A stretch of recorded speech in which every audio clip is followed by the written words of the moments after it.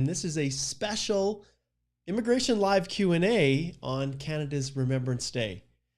If you don't know what Remembrance Day is, well, tune in today and we're going to talk a little bit about that. And I'm going to answer a ton of listener questions about Remembrance Day in Canada, as well as a whole bunch of things regarding Canadian immigration. So join me today.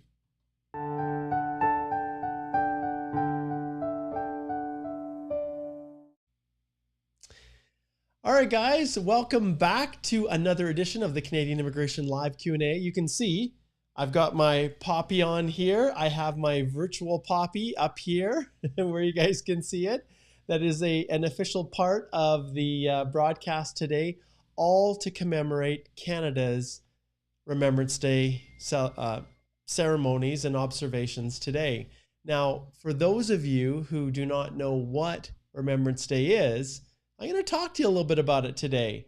And this is a different time than we usually have, because normally this is broadcast at 10 a.m. on Wednesdays, but because of November the 11th, every year November the 11th is Remembrance Day. And this is a time when we as Canadians remember all of those amazing people who made huge sacrifices so many years ago for the freedom of our country. And we remember those who fought in the world wars. We remember those who are currently serving. We remember those who served as peacekeepers in other countries on behalf of Canada with their international obligations. And we remember all of those people, past and present, that have made sacrifices to help our country be the true North, strong and free. So I wanted to just talk a little bit about that. As always, we're going through this amazing process that we call the Canadian Immigration Live Q&A. It's a little bit of a rough and tumble one today, just for the simple reason that I really wanted to just acknowledge and address Remembrance Day. Now, I'm going to just take a couple seconds to tune in. You'll see that there's a number of people that are connecting. And so let's just flip over here. And let's see who we have that are tuning in today. So what's up, my Tommy? Good to see you. Ralph is here. Ralph, I hope you guys had a chance to celebrate Remembrance Day up in Edmonton. Simon says, hey, I'd like to know about PSW work visa. Okay, well, we'll get into that for sure. Igor says, nice Poppy overlay. Thank you, my friend. Igor, it's awesome to have you tuning in here. Simon, happy Remembrance Day to you too. And, obviously this is a special day for us. And on the 11th day of the month, November 11th, at the 11th hour, at the 11th minute, we take time to basically have 1 minute of silence. And we did that today. I'm not going to have a minute of silence here on our live Q&A today, but I do definitely want to highlight just how important this day really is for all of us. Now, for some of you who are tuning in and you're wondering, hey, what's this all about? Especially Ozzy over in the Congo probably doesn't know what Remembrance Day is. But those of you who are looking at actually immigrating to Canada, it's a really good idea for you to learn more about it. So what I want you to do is I would like you to slide over to, I'm just going to share my screen with you guys here.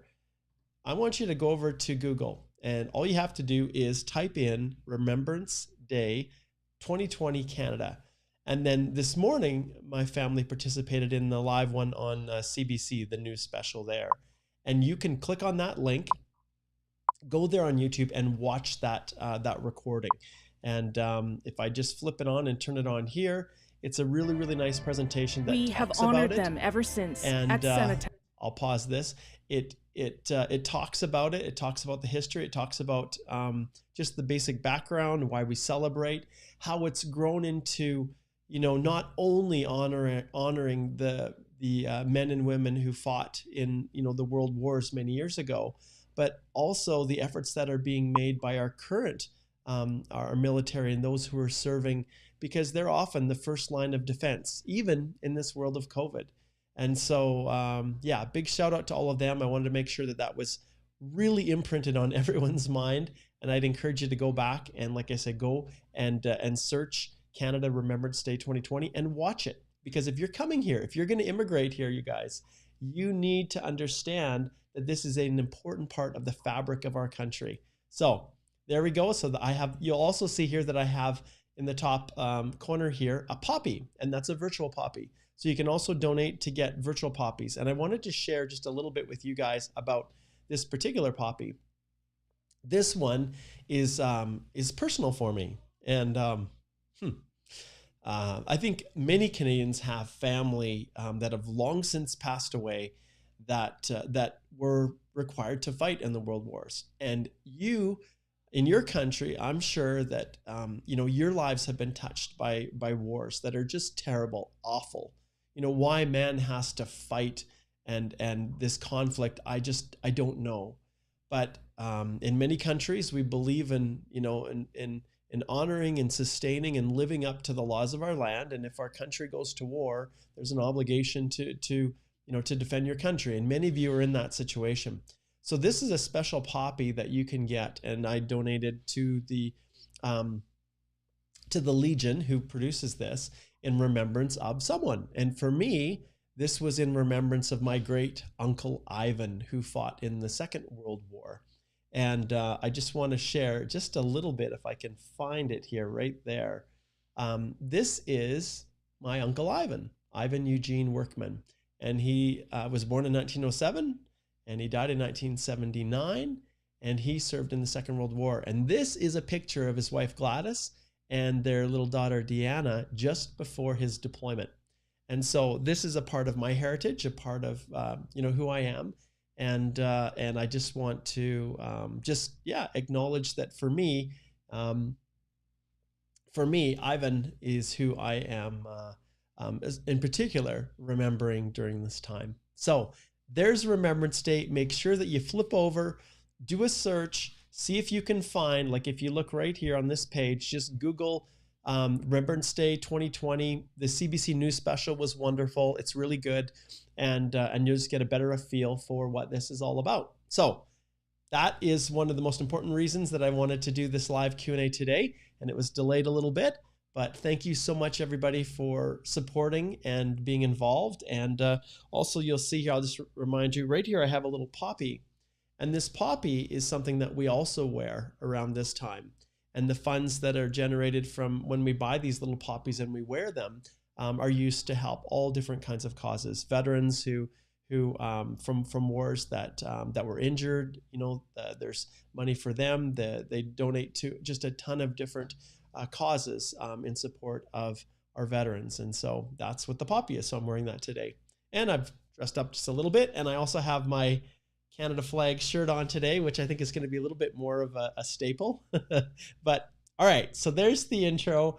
This wonderful November 11th Remembrance Day. Thank you. Okay, let's see who we have here tuning in, and let's just connect. We'll get rid of the poppy there.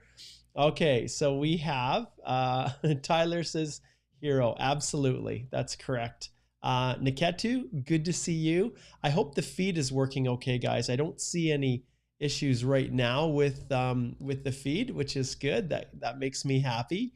Let's see who else we have here. AH, good to see you. We've got Nadir from Algeria. I'm doing really well, Nadir. Thank you. Shrey, wishes for Remembrance Yes Day, Mark. Thank you very, very much. Ralph's up in Edmonton. Yes, you are, my friend. Avneet, hello. Abby, joining us from Nigeria. Welcome. Excellent. All right. Let's see here. We'll keep going here. So we've got Starbuck Girl is in Toronto. Excellent. Ahmed's tuning in from Egypt. Thanks for tuning in. We've got Pranay here from India. Excellent. Amin says strong and free indeed. Absolutely. Excellent. I say excellent a lot. Yes, I do. Because it is. Aziz, you're very, very welcome. And thank you for being a part of this. So we've got a great group of people. I'm just kind of giving some shout outs to the people that are saying hello and where they're tuning in from. I always love to see where you guys are tuning in from. It's so, so neat. Arthur, good to see you as well. And then we've got some of the questions starting to pile in. So excellent. All right. Yes. And salute to all. Yeah. Salute to all of our beloved veterans. That's right. Ram's doing great. Excellent. Okay, and we've got John's from South Korea. Thank you, John.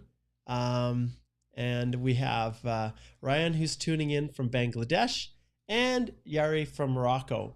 Okay, guys, let's. I want to just take a second now and just transition to a couple little things before we get to the questions. So I think some of you are aware that we have within the Canadian Immigration live Q&As, there's often not enough time to answer everybody's question. So we're constantly trying to figure out ways to make it easier and more possible for people to do that.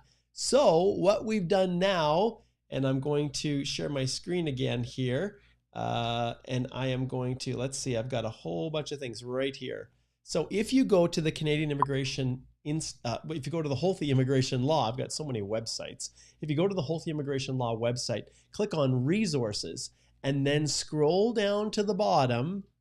Igor has put an awesome little link there where you can submit your questions for the next live Q&A. So if you have a question that you are not able to get in and you're watching it live, or those of you who are watching this as a recording, go to the website, click on this link, and it will allow you to then post your question. Now there's a word limit, and and so you can't send this whole big background statement because I can't get to it that way. But you can submit your question here for the next live Q&A, and then if it's a question that gets picked, then we'll bring it up today and we will address it. And I thought it would be prudent today to actually start off with our very first question. And this one comes from one of our viewers who submitted it through the resource page on the Holthe Law website. And this is from Bokang, and he's from South Africa. And this is an interesting one. He says, "Hey, Mark, how will the US election outcome affect the Canadian Express Entry pool, FSW in particular?" Okay, well, nobody knows exactly how things are going to happen or how things are going to be affected. But one of the things that has driven up the comprehensive ranking system score and the competitiveness of Canada is the fact that the US has been closing their doors to international people. And the ability to obtain a green card in the US is becoming increasingly difficult. And largely that was because of the previous administration. And now that, President-elect Biden has been elected, it's possible that the immigration policies could start to soften in the US and allow for more opportunities for people to become immigrants of the US. Obviously, the US is a very popular destination for people. And if the doors are open more in the US, by its very nature, the same people that are looking at coming to Canada are going to look at the US as well. And those of you who have chosen Canada as their second option, why in the world they would do that, I don't know. But if they did, and now they have an opportunity in the US, obviously it's going to result in less competition for those limited spaces to immigrate to Canada. So what will the outcome of the election be? Well, if Biden is officially sworn in and his policies change from that of President Trump, then it's possible that we could see our comprehensive ranking system scores, at least those that are required to receive an invitation to apply, start to come down a little bit. But we don't know. So we'll see how that plays out. But that's a great question. All right. Okay, let's jump over and let's get to some questions from our live viewers right now. Okay, let's see here. Okay. Okay, Cybertruck, this is awesome. I love your handle there, man. I gotta get the right one here. What am I doing? I just want this to back off. Oh, it's so much fun when I grab the wrong thing and I'm trying to adjust it. Okay, so Cybertruck says, "Hey Mark, yet another reflection of your work and family life balance. Even while spending time with your family, your values, your viewers and clients with a notification of delayed session." I did do that, didn't I? Well, I'm glad. I do the very best I can. Sometimes I'm late getting on, but I do the best I can. Okay, let's zip through here and see what else we have. All right. Zipping. Okay, let's see what Shrey says. So Shrey says, and let's see if I can back this up just a little bit. Oh, it's always tricky. Sorry, guys. This is somewhat of a... Oh, I don't know what's happening here.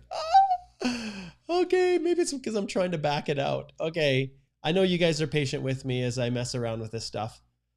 There. Okay, we'll leave it. We'll leave it there. Oh my goodness. I have so many troubles with this. One day I'm going to have just this person. Okay, I can only go so far and then it starts to block it off. I can see that. Okay, so let's leave it there.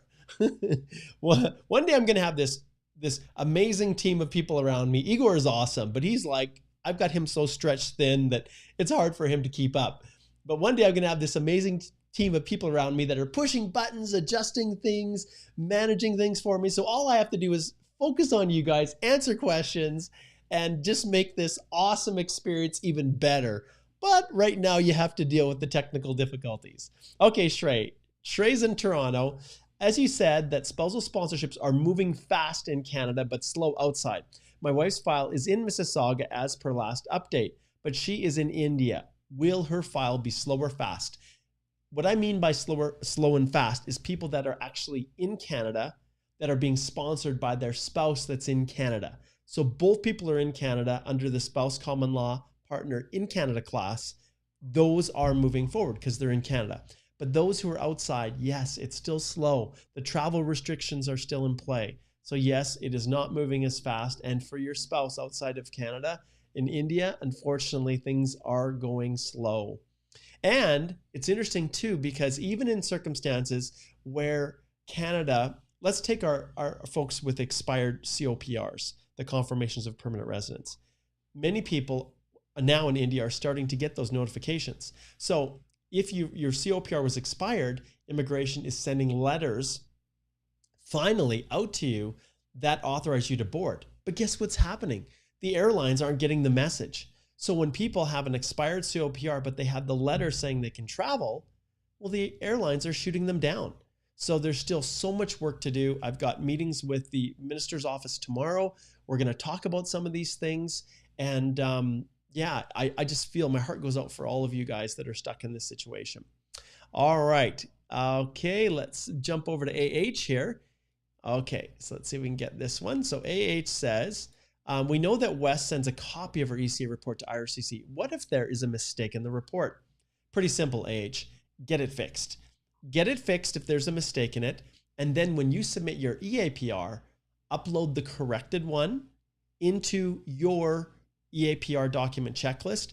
I tend to stick it in with the education. I stick actually both the ECAs and the IELTS or the TEF, the French language results. I put them in with the education. That's where I stick it, in with your diplomas and degrees.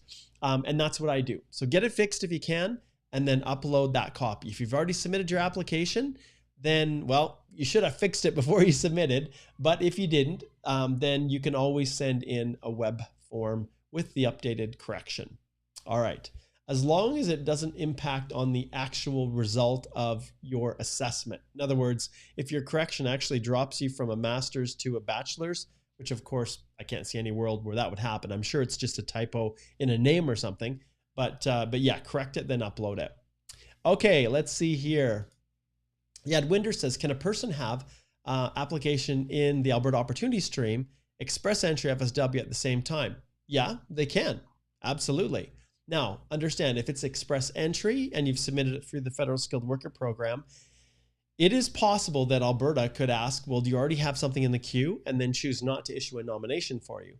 But if you are going through the Alberta Opportunity Stream and you've already submitted it and say, man, this is taking an eternity, now I'm drawn under Express Entry, go for it. Absolutely. There's nothing stopping you from having 2 permanent resident applications in the queue at the same time. Now, you'll get some people like who received notifications of interest from Ontario. They submitted their applications, so it's in the queue. They're waiting on a decision, and then they get an ITA. In those circumstances, the Ontario Immigrant Nominee Program is sending out an email to people saying, okay, we can't access your profile anymore, and that's because you received your ITA. When you get your ITA, your profile's locked in. And so with the OINP, they're sending emails to the candidates saying, hey, either you've got an ITA or your profile's expired. Let us know what you want to do. You've got like 3 days or 7 days or whatever to respond. And if you want to continue with that OINP nomination, then you have to let them know what's going on. If you've got an ITA and you're planning on continuing forward, then the express entry stream, human capital priority stream, that program they're going to reject you if you're already in the queue. Because what's the point of having another 600 points and a nomination from Ontario if you don't need it and you're already in the express entry stream? Now, there are some reasons why you may want to try to keep both going as long as you can, but the OINP typically catches it before they issue a nomination so that they're not burning up nominations for people who don't need them. Yeah, there you go. There's a little bit of insight, isn't there? Okay. Okay, let's see if we can get Mohammed's question here. Mohammed says, hey, I've got a question regarding the education section of the express entry. What to do when you have multiple associate degrees and still working on your bachelor's? One semester left till completion, thanks. That's a good question. Well, at the end of the day, your education is all based on the educational credential assessment that you get from WES or ICAS or IQUS or Toronto, the University of Toronto, whatever it may be. That's what drives the ship. So when it comes to what education do you list, well, you're going to list the education that you've obtained an educational credential assessment for, or if you're completed your studies in Canada, that's going to be in your study history section. But I'm not quite sure what exactly you're meaning about multiple associate's degrees. Unless they're at least 3 years, well, they're only going to be considered as that lower level credential. If it's 2 years, then that's all that you're going to get. Because to get 2 or more, you need, one of them has to be at least 3 years, and then a second one can be less. But if you're still working on your bachelor's, then that probably tells me that you're only going to score for probably 2 or more credential. A credential of 2 years or more. And that's kind of where you stand. All right, Mohammed, good question. Okay. So Ozzy, the reality is, the question is, please, I want to migrate to Canada, but I don't have any university result. What platform will I use? Please, I need your help. Well, at a minimum, you need to have high school. So hopefully you have high school, Ozzy. Then for you, the only options are to consider studying in Canada, which, trust me, I know how difficult that is, or you potentially consider seeing if you can get a work permit in Canada to work for a Canadian company. But I understand all those things are super difficult. There's lots of people looking to exploit you and take advantage of you with fake job offers and things like that. But for you, Ozzy, without education, you are not going to be ranked high enough to immigrate to Canada. You have to find a way to come here through a study permit or a work permit, get that Canadian experience, get that education, build up your human capital in Canada, and then maybe, just maybe, you might have an opportunity. All right. Okay, H says... okay, tell us when to expect the first update after the acknowledgement of receipt. And does that update mean we pass the completeness check? Everybody's application is different. When it comes to actually passing the completeness check, yes, it takes time, and it really depends on where your application is gone. If you're outside Canada, if you're inside Canada, it just depends on which officer has been assigned it. So really, you can go online. You can find lots of websites where people are sharing their intel, sharing their experience in real time, where their application is at, and they aggregate all of this information so that you can kind of get a feel in the various countries where things are at. You bet, those things are out there. But in terms of the updates, there isn't a single update that then says, voila, you are like that. You can actually, for the completeness check, that has a defined set time. So the completeness check happens. When does it happen? Well, it happens once they've had a chance to ensure that everything is there so that you're not missing anything. Complete, that means that you've submitted something for your work history, something for your study history, something for your police certificates, those kinds of things. Those form a complete application. They're not digging into whether or not you've got the right knock code at that stage. All they're doing is checking to make sure everything you've submitted is what your document checklist asked you to submit. And now with COVID, we know that there are some instances where immigration will allow you to submit your EAPR without having everything because you couldn't get it because of the pandemic. but you have to really, really explain it. You have to justify it. Immigration has told us that, but it is something not easy. And I do not submit any applications unless there is absolutely no chance of getting a certain document. If there's an option of declining and waiting and then obtaining a new ITA later so that there's more time to collect documents, I take it with my clients. But there is the possibility that you can submit without having everything perfect, provided the reason for not having it directly relates to COVID, the pandemic, social distancing in your country, all those kinds of things. All right. Okay, Robin says, is my study visa at risk of rejection if I have made an EE profile before? What should one consider when applying? Well, Robin, the question you've got there is quite expansive. It's quite large. But you have to understand when it comes to submitting an application, you have to show that you have temporary intent, and it's built right into the regulations. And often this is one of the reasons why study permits are refused, because they feel that you have not demonstrated, an ability or a willingness to return home after you've completed whatever temporary stay you've applied for. So demonstrating an ability to return home and a willingness to do so is a significant component of the application. If you have an express entry application in the queue, that is one factor of many that an officer can use to counter your temporary intent and say, well, how are you coming to study temporarily when you've already shown an interest in obtaining permanent residence in Canada? Now, they can't just say, because you have a profile, therefore I'm refusing your study permit. No, because you have an express entry profile, therefore I'm refusing your study permit. They cannot do that, but they can use it as one factor in a holistic assessment of all of the circumstances of your particular case to choose to refuse your study permit. In my situation with all of my clients, if they have a choice and they feel like they are not going to get drawn through express entry, at least not right away, and they consider or strongly feel that going to school is a better option for them, then I advise them not to submit a profile. And I advise you guys not to do that as well. Do not submit an express entry profile if you're thinking about studying in Canada. If you've got accepted to a school, if you are applying for a study permit, do not submit an express entry application or any permanent resident application, because immigration does use that as one of the negative factors in determining whether or not to grant that temporary status, whether it's a study permit or a work permit. All right. Okay, let's zip down here. Next on our list, Safraz says, hey, Mark, UK citizen and have applied for intercompany transfer. Okay. And my application is being processed in Edmonton, high scale worker. I've been waiting 15 weeks. How long do you think it will take? All right. Understand, Safraz, when you are applying for an intercompany transfer work permit, obviously the office where it's being processed. Now, I'm not sure if you're in Canada. It doesn't look like you are. I can't tell. You're a UK citizen and you applied for an ICT. I can't tell if this is an extension or not. Usually the extensions are filed within the processing center in Edmonton.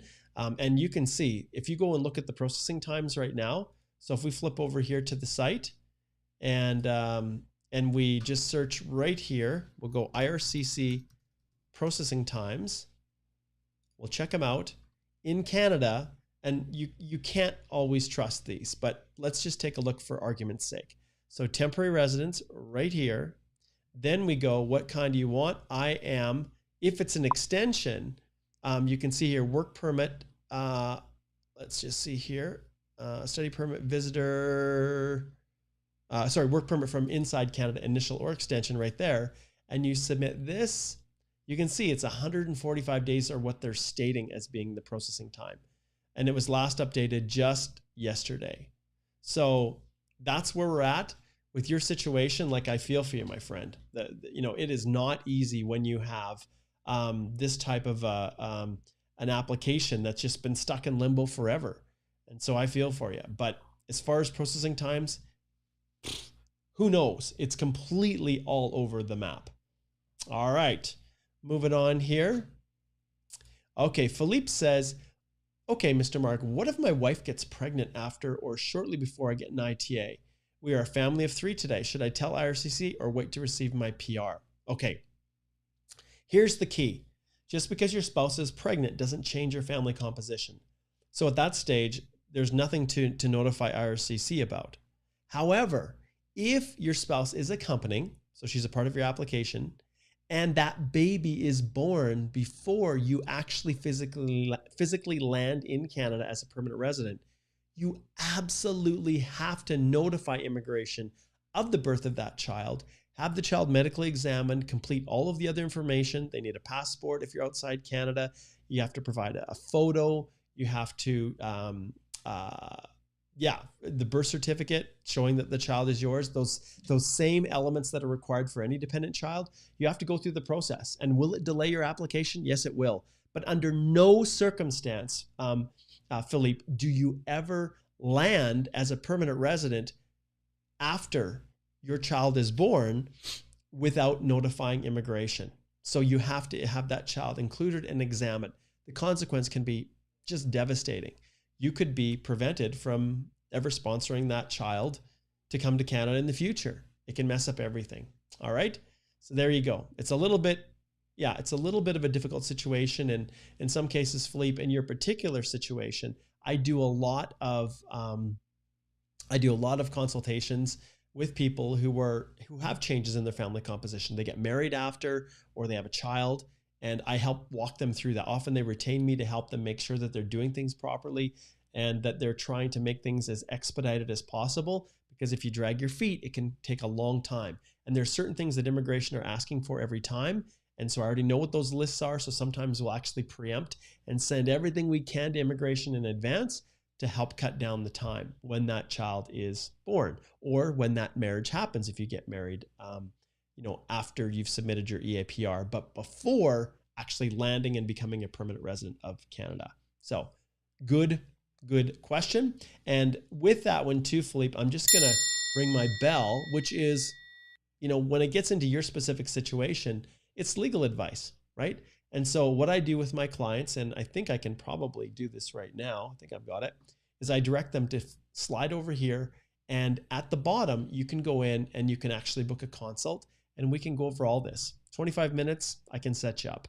We can help you to understand what you need to do, and then you can decide whether you want to retain us to help you, or continue on with the advice and direction that I give you based on the consult. All right.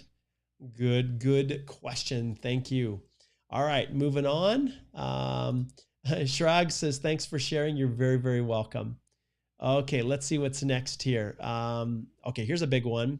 Okay. Hello, Mark. How are you? I'm doing good. I'm from India. Has Alberta stopped immigrants, but what will happen to the applications who have got approved LMIA and waiting for work permit since April 20th? If you have an approved LMIA and you're waiting for your work permit, they're not going to invalidate those. They're not going to just cancel those. If your LMIA has already been issued, they're going to honor that. I'm assuming you're just stuck. The work permit hasn't been processed because it's not in an essential area.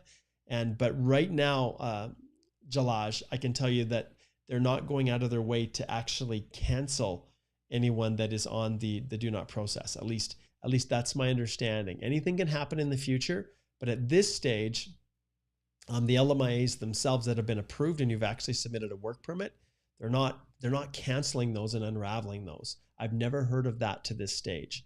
You're just kind of stuck when the travel restrictions are lifted, when the visa offices return back to their full complement, when they start to process those work permits more quickly, then hopefully you're going to get your approval. Okay, zipping through here. Okay, H says, does a long travel history make the application take longer to process? No, not markedly at all.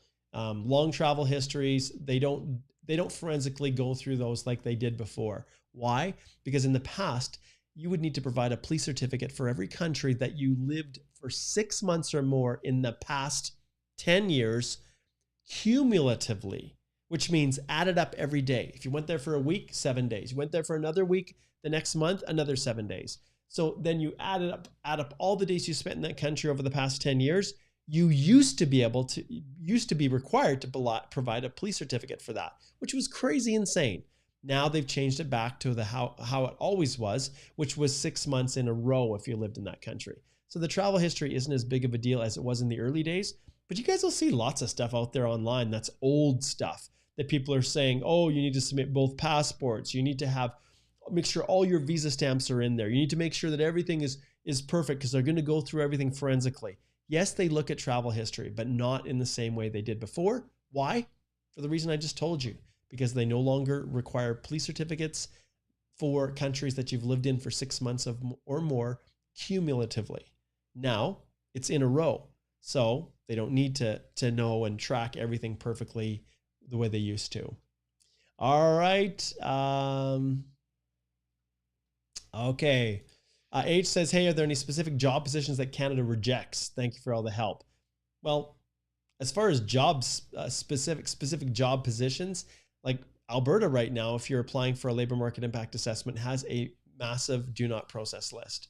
So very, very few people are going to get an LMIA-based work permit to work in Alberta.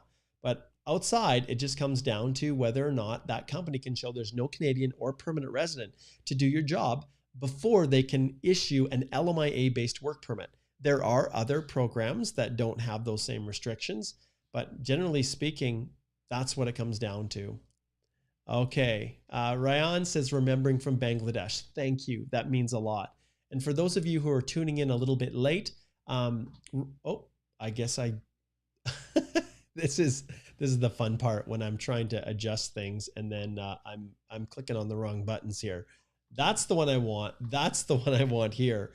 This special episode is all about Remembrance Day, and this is my special Remembrance Day copy, my digital one, and I am doing my remembrance in memory of my great uncle Ivan, who fought in World War II.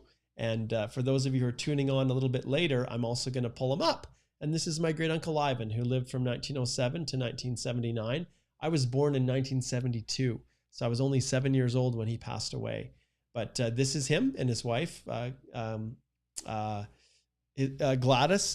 and daughter Deanna, just before deployment.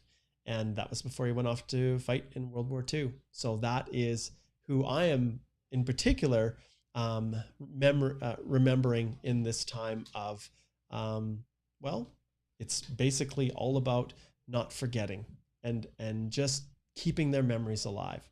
All right, zooming back, let's see what else we've got here. Zamaru is from Morocco. Welcome, thanks for tuning in.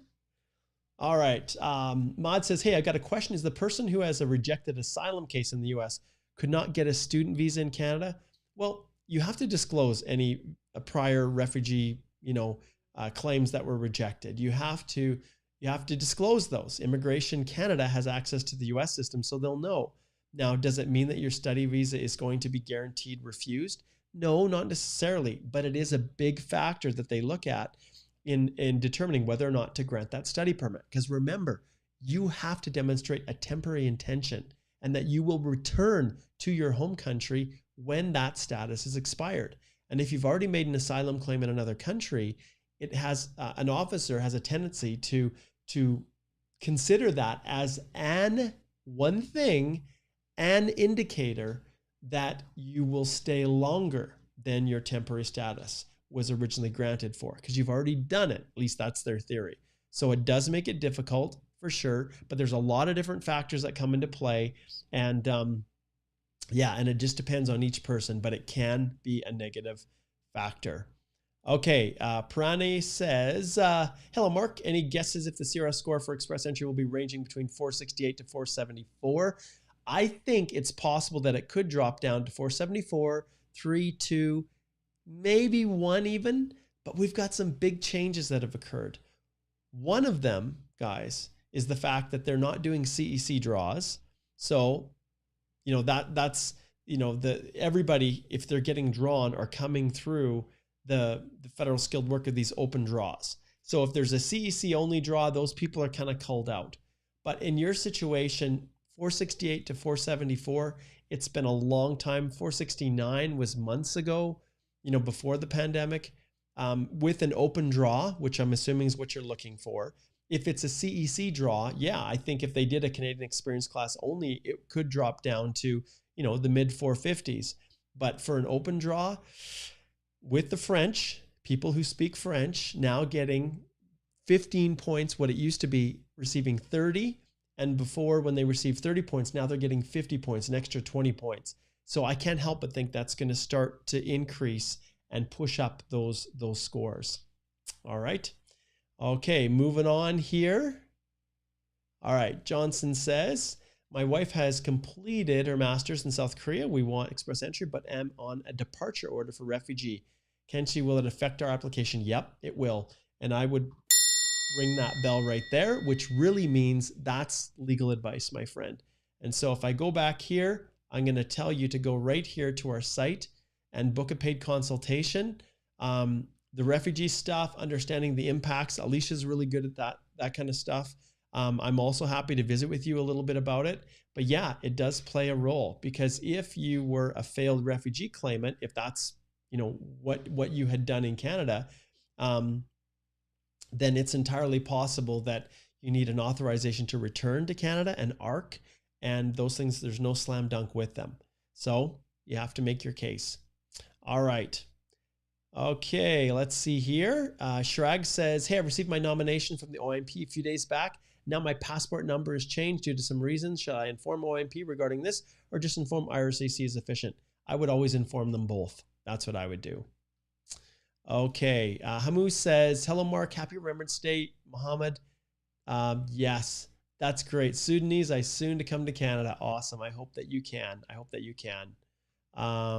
Okay, Niketu says, hey, where's the link for asking the question? So let's go back and we'll go back to the website. So here's the website for consults. You're going to go right here to the section called resources. When you click on resources, and remember, this is holthelaw.com is the law firm. You're going to go here and you're going to just scroll down to the bottom of this page, and right by the Canadian Immigration Institute YouTube channel and the latest videos, you will see that you can subscribe to the channel here, and you can submit your questions for the next live Q&A right here. Okay, hopefully that helps. All right, moving back now. And you're very welcome, Niketsu. Okay, all right, let's see here. Let's click on this one. So Tyler's got a big question here. This one is difficult. This one's tricky. I don't know if I'm able to actually get this one shrunk down or not. It's kind of tough. It's a really small one. Okay, so Tyler says, my wife lives in Canada and I'm trying to immigrate there. Spousal sponsorship. So I can be with my family. We were going to try and do a family sponsorship, and I was going to try and apply for a work permit. Do you suggest using a lawyer for this? And if so, do you have any recommendations on who to contact? This is hilarious, Tyler. So you do, I think, Tyler, you probably, I'm going to ring this one. So obviously this is a legal question. And Tyler, yes, I am a Canadian immigration lawyer. And if I switch over to my website and we look here at our, I think what we'll do is we'll probably go with the consult page here. So if you go here, book a consult, you will see that in our firm, there's myself, Canadian immigration lawyer, Alicia, Canadian immigration lawyer, and Susan, Canadian immigration lawyer. So we have 3 immigration lawyers with a wealth of experience. You know, I've been practicing for, I guess, 16 years. Alicia's 7. I think she's got 2 years on me, 18 years. Susan's been practicing forever as well. So I recommend that you book a consult with us. Let's see what we can help you with, and then let's work our way through it. And you can see I'm based in Lethbridge. Lots of people don't understand. They're like, well, where's your firm? Well, we're virtual. Yes, we don't have a physical office that you come to, because why pay for that? That's why we're virtual. But I'm based in Lethbridge and I service the world.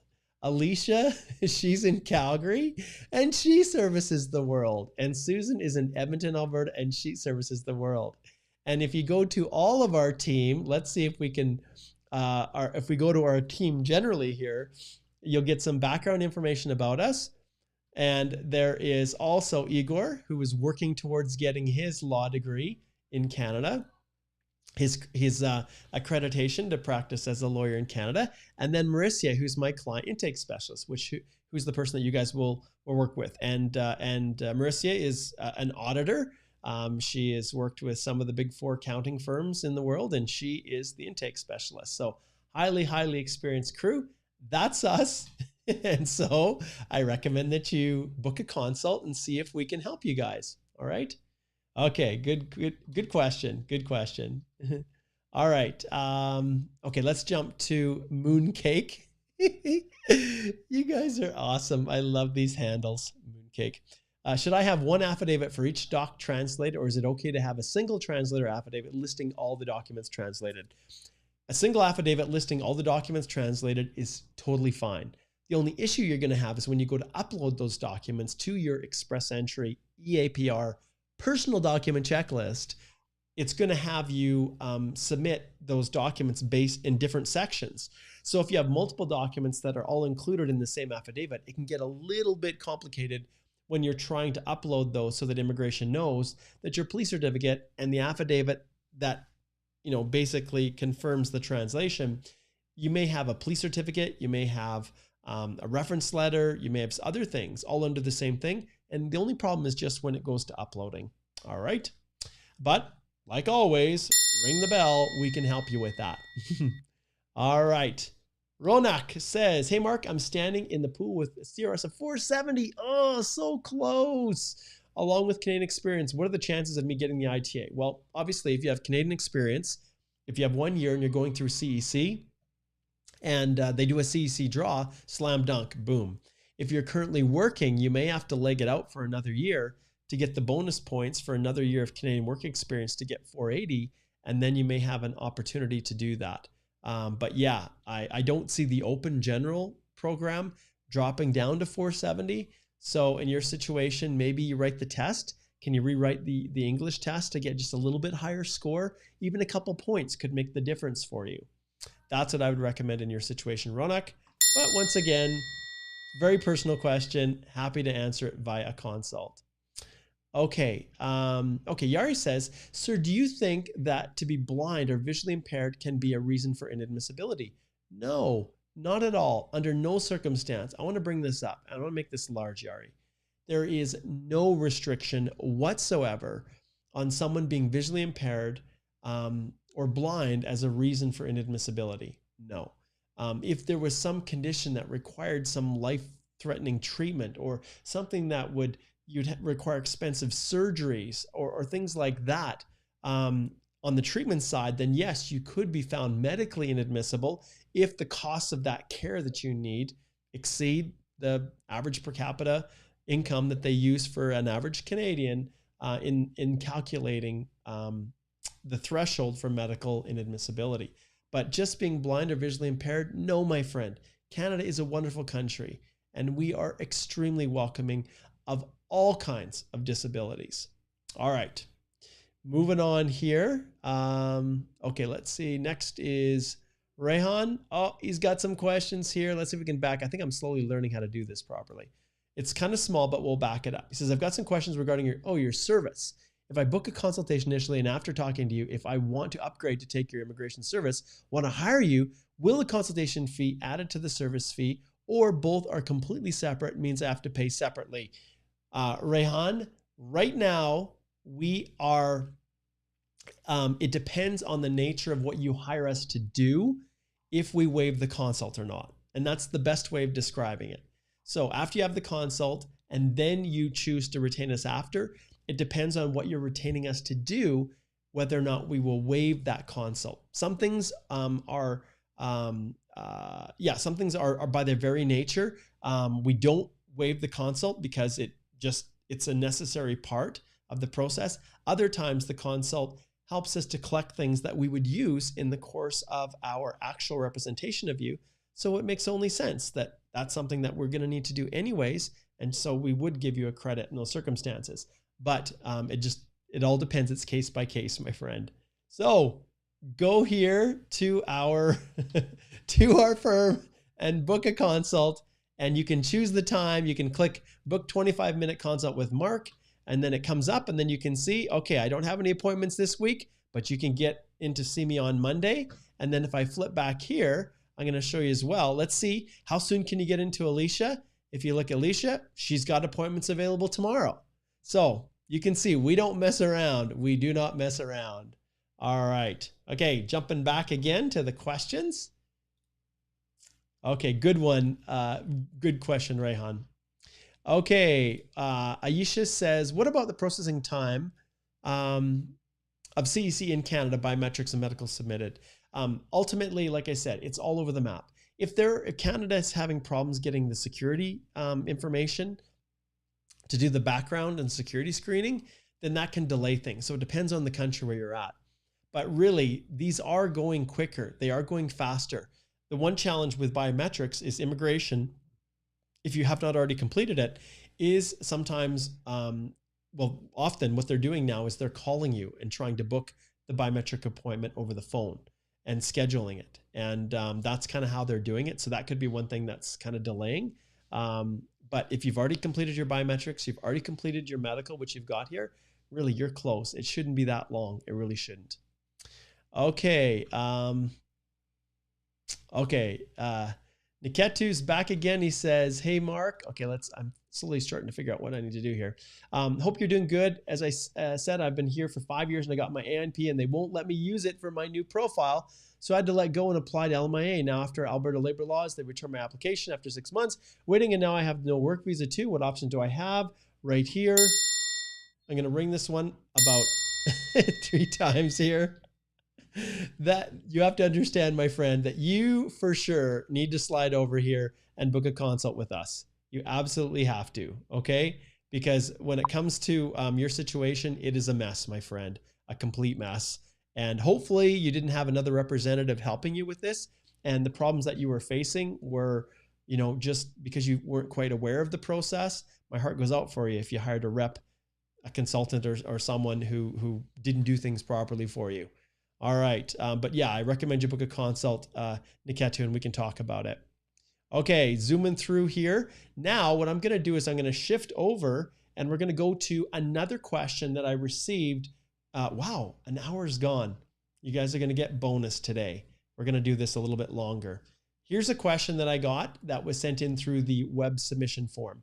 This one's from Ryan, and Ryan's in Vietnam. He says, when I have just created the Express Entry profile, I declared that I have a valid job offer backed with an LMIA, valid until December 2020. But if when I received the ITA with 600-point nomination and submitted the PR application and my LMIA is expired, would my job offer is still valid under EE conditions? If not, do I need to update in EE and answer no to job offer in the arranged employment section? Ryan, the biggest issue right here is that I don't know if you actually obtained a work permit with this or whether it was just a permanent LMIA. When you submit your Express Entry application, okay, at the time in which you submit your EAPR, your LMIA, if it's a permanent one, has to be valid. So at the time that you submit your Express Entry application, that LMIA needs to be valid. But if you've already obtained a work permit, you're working in Canada under an LMIA that was expired or, you know, like you said, valid until December 2020, but your work permit was issued, it doesn't matter. You are fine. There's no issues. But if you're just using it for permanent, then yeah, that can be a big issue. And like everybody else, I'll ring the bell, tell you to slide over here, book a consult. We can work our way through this. All right. Okay. Moving on. Okay. Let's see here. Next one is Samarina, and she says, hey, my girlfriend just got her ITA. Her 90-day period is ending, okay, February the 4th, 2021, and we plan to marry early next year after submitting her application. And she adds me, does her CRS get recalculated? Okay, once again, I'm going to ring this one because this really specifically relates to you guys. So you've indicated that your girlfriend, okay, that you're the girlfriend, that you have the principal applicant, I'm assuming, has not listed you at this stage because you're not living common law. And that's the challenge. Are you living together? Because that can have a separate issue. But if you, and this is where I'm going to share my screen. I'm going to show you guys where to find this. So if you go here and we go A11.2 EE IRCC, that should get us to where we need to go. This is where I will direct you guys to look, and you can Google this page, Express Entry, Accessing an Electronic Application on section A11.2. When you go down here, they talk about circumstances in which there are changes in family composition. So change in circumstance, if there's a change that happens in an EAPR application after it's been submitted, then yes, immigration can, in some instances, go back and see if it would have impacted on your score that you got for CRS or your eligibility for one of the federal programs. But if you scroll down here a little bit further, and I'm not going to dive in too deep into this. All right, we'll get to it. Here's a good one. Remember, guys, your birthday locks in at ITA. So if you have a birthday after you've got your ITA, but before you submit your EAPR, you're good. Miss Rep? Yep. Okay. Change in circumstances declared after an EAPR has been submitted. Basically, what the officer has the ability to do is they have the ability to take a look and see if those changes have impacted or significantly affected whether or not you would have been issued your ITA in the first place. When it comes to changes to family composition here, the most important thing to realize is that if you have a new relationship, a new marriage that has occurred after submitting the EAPR, yes, you can then add your spouse in. That is totally fine. But the difference is if you have a spouse that you've already included, and then you as non-accompanying, and then after you get your ITA, you try to change so that that spouse is now accompanying you. Well, at that stage, they can reassess your comprehensive ranking system score. And if your score, now that you've added your spouse back in, drops below the round of invitation level that you got your ITA, you can see your express entry application being rejected. Okay, so go to the site, read this carefully. Obviously, once you can include it. See, and if we look here, family members can be added to the application at any time during the process, including after the visa is issued, but prior to obtaining permanent resident status. So you could have the visa in your passport, but you haven't traveled to Canada yet. You can still notify IRCC, add the spouse. They're probably going to request your passport back, want to reissue a new visa, get all the other background information for that spouse. But if you actually complete the landing and you become a permanent resident, you travel to Canada, your COPR is signed off by an officer, then if you have not disclosed that spouse before, you could be forever barred from sponsoring them under Section 117(9)D of the Immigration and Refugee Protection Regulations. So you do not want to be in that situation. Okay, good question, good question. All right, and we're doing good, and there's a ton of questions, and I know that we didn't get back to everything. So, all right. So we've got Hamuz asking a question about processing. I can tell you that when it comes to IRCC, everything is up in the air. We just do not know.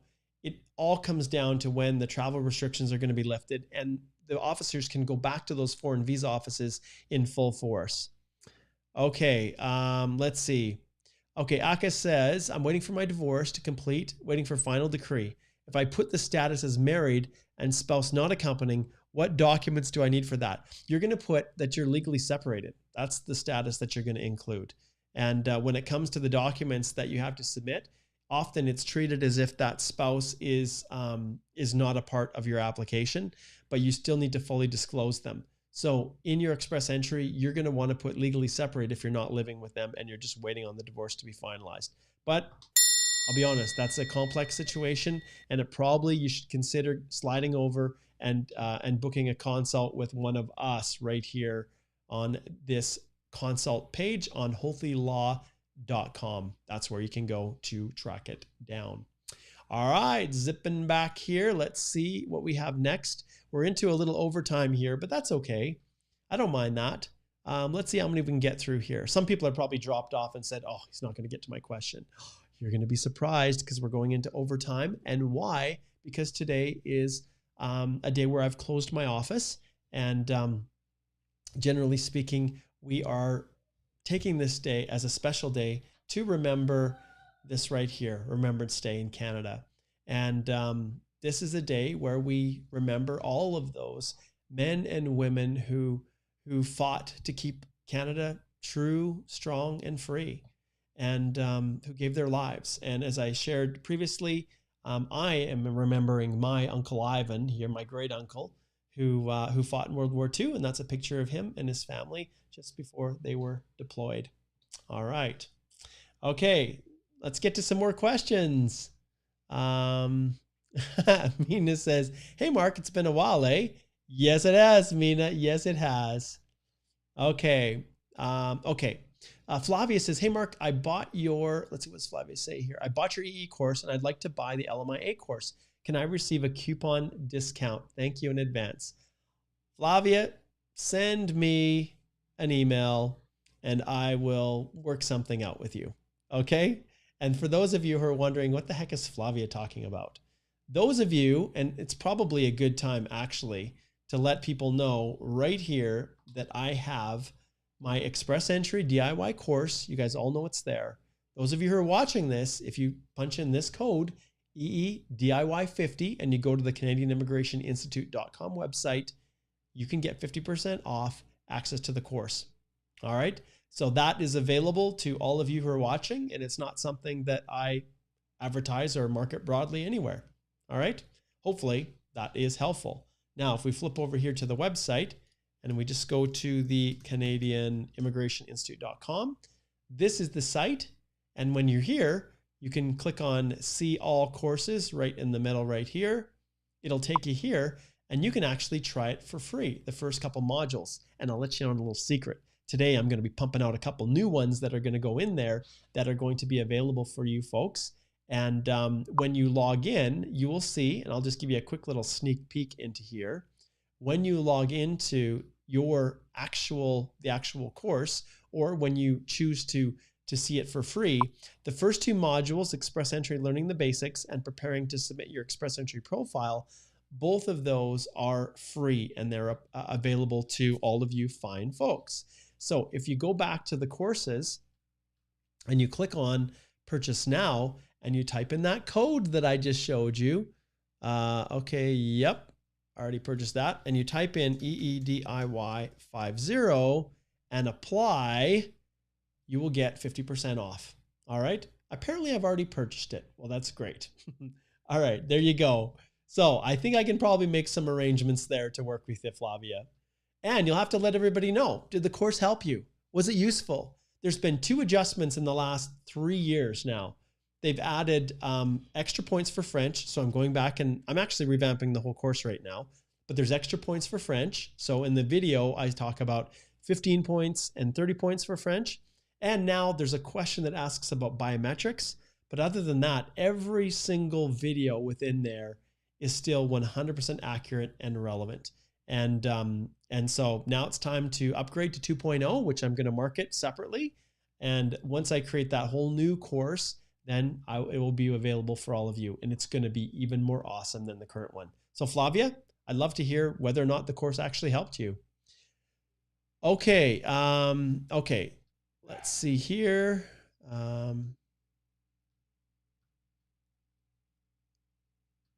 Let's see here. Okay, when I will be first eligible for the NOT code, what should I add there? When I started working in that NOT code or when I got my degree? You guys, one thing, I know what Mandeep's asking. You guys have to understand that when it comes to foreign work experience, they don't look at your degree. There's this misconception that's being permeated through all over the world. The only reason they look at it is to see if it makes sense that you're actually working in this occupation you say you have. It is not a bar. They do not look at the employment requirements in the NOC. They don't, not for the purposes of express entry and calculating your federal skilled worker experience. In your case, Mandeep, what they're looking at is, did you perform a substantial number of the main duties and all of the activities in the lead statement? Simple as that, full stop. So when do you start eligibility? If you're outside Canada, I can't see as well here. If you're outside Canada, it's the day that you actually started performing those duties and getting paid to do them. All right. And of course that it's skilled. You work 30 hours a week for full time, all those kinds of things. All right. Okay. Mina, have a good day to you too, sir.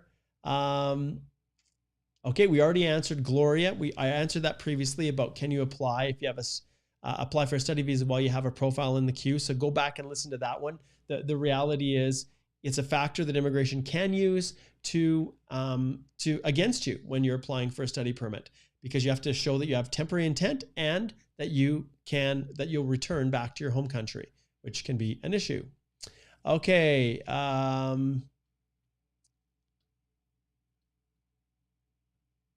Okay, so this is a good, let's pull this up here. So Ahmed, that's kind of a freaky image, but he says, that's a mummy, I think. He says, according to IMI Tracker website that tracks visa processing times, people who got an ITA in November 2019 have not received COPRs yet. Is that normal? When do you expect that to be settled? When the travel restrictions are lifted. Simple as that. Everything is ground to a halt overseas. And that's why IMI Tracker, like IMI Tracker, is not going anywhere. Okay. Okay, here's a good question. This one's from Hussein. He says, hey, Mark, I've landed in Saskatchewan on the 1st of July, and since that, unable to find out relevant job. I'm provincial nominee, but want to shift to another province. Is there any legal bindings that I may not move? You know what? In your situation, Hussein, no bindings. You have given it a shot. You've done what you can to try to find a job. If you can't find a job, the Charter of Rights and Freedoms allows you to move to another province.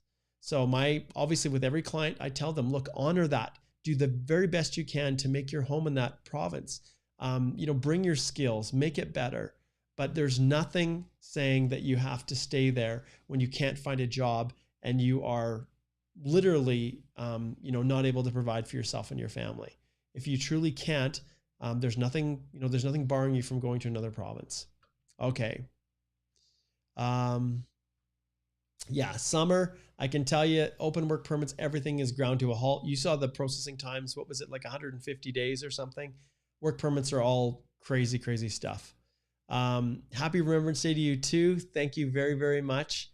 Hello, Sayeda. Good to see you. Ethan, hello. Let's keep zipping through here. See, I'm trying to actually get through as many as I can. Okay. Hosea says, is it possible to claim points on human capital both for bachelor's degree as well as certificate of qualification? Not quite sure if I understand what you're referring to here. So one relates to a federal skilled trade program. So that's the certificate of qualification. It's basically your trade certification. Bachelor's degree, you're going to get points for education for that. So they're both kind of associated with different points. So I think the short answer is probably Hosea, but also ring the bell and say, consider sliding over and booking a consult with us right here on our firm website. Okay, next up, now we have Abdi. Hey, happy Remembrance Day to you too. Jim, I'll give you a shout out. Giving everybody a shout out now.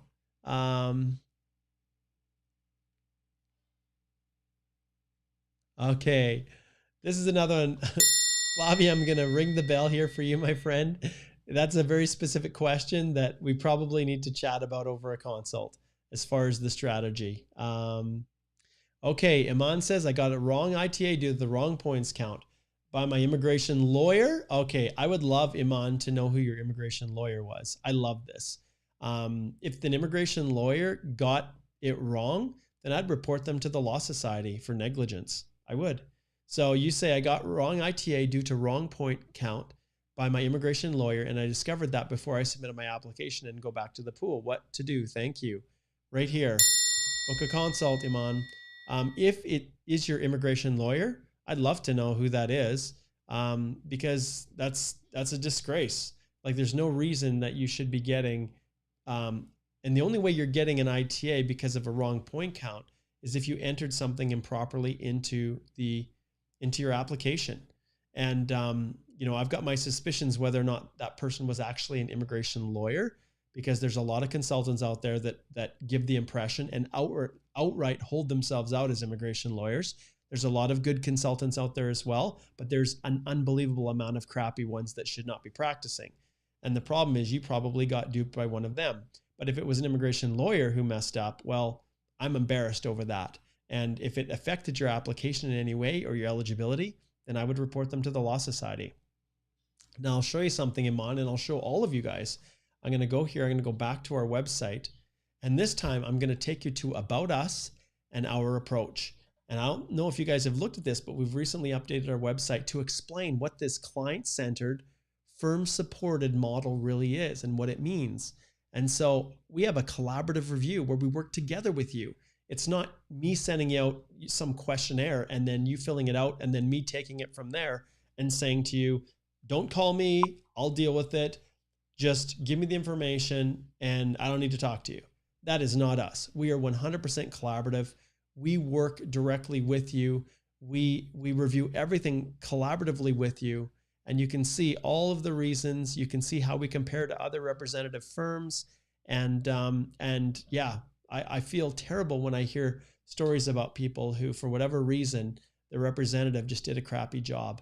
It makes what I do extremely difficult because people just assume, that everyone who's providing assistance is the same. And those on the, the internet that are haters about representatives are often that way because of bad experiences. And so, all right, Jim, happy Remembrance Day to you. Once again, guys, I want to give another big shout out. Remembrance Day Canada 2020. Thank you to all of the veterans, all of those people that are even currently serving now on the front lines for this amazing country. Canada, the land of the free. All right.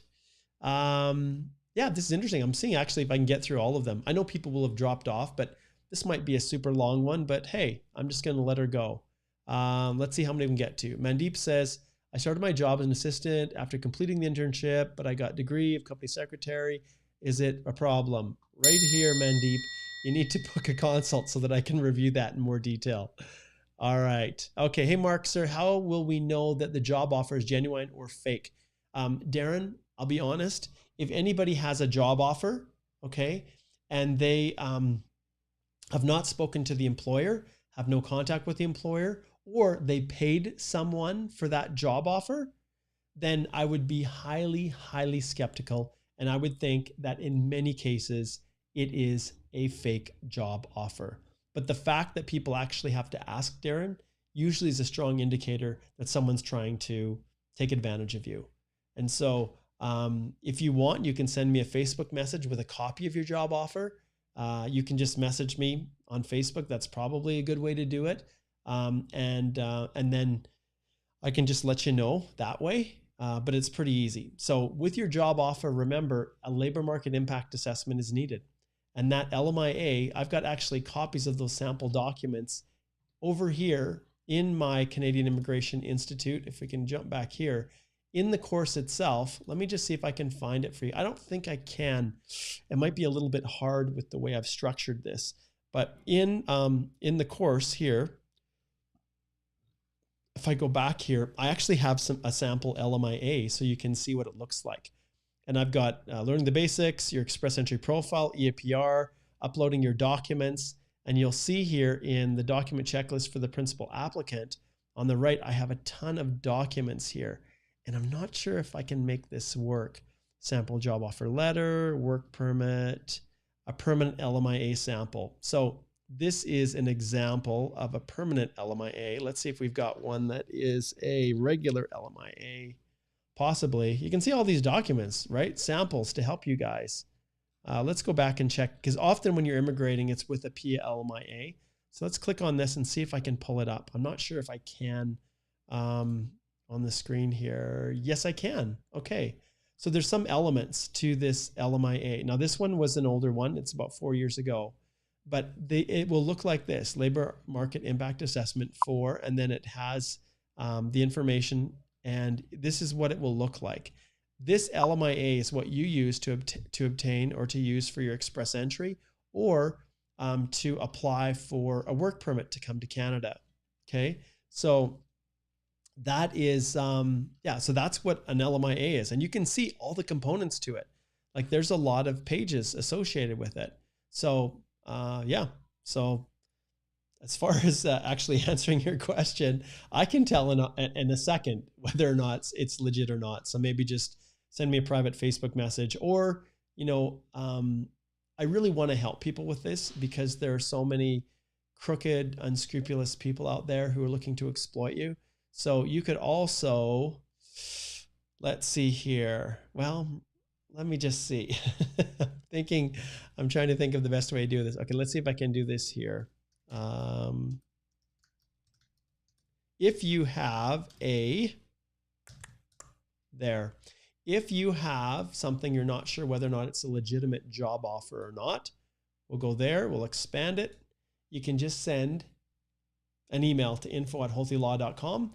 Say, hey, Mark said he would look at this to tell me if it's a legitimate job offer, and I can take a look and I can probably let you know. All right.